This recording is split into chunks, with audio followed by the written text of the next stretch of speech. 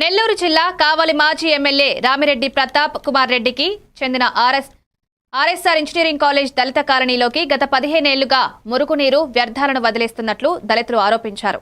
అనుమతులు లేకుండానే నిర్మాణాలు చేపట్టారని, తమ ఆరోగ్యానికి హానికరంగా మారిందని తెలిపారు. ఈ ఫిర్యాదులపై జాతీయ మానవ హక్కుల కమిషన్ బృందం బోగోలు మండలం కడనూతల గ్రామంలో పరిశీలన చేపట్టింది. స్థానికులు గతంలో ఫిర్యాదు చేసినా రామిరెడ్డి ఎమ్మెల్యేగా ఉన్న కాలంలో తామే వేధింపులకు గురయ్యామని వాపోయారు.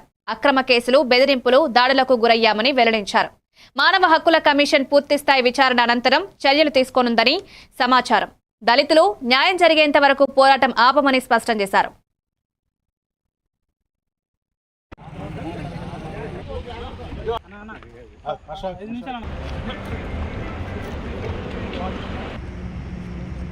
మాది బోగల్ మండలం కడనూతల గ్రామం.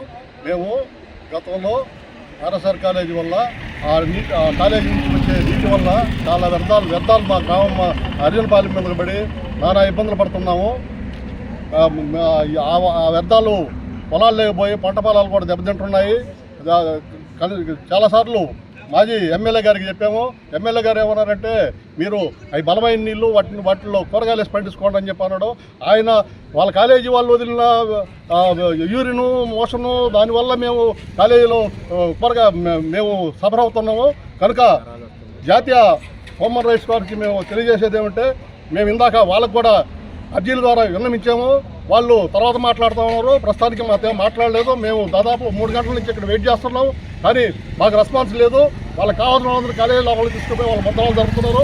కానీ జాతీయ హ్యూమన్ రైట్స్ వాళ్ళు తగిన న్యాయం మాకు చేస్తారని చెప్పని మేము విన్నవించుకుంటూ గ్రామం తరఫున మాకు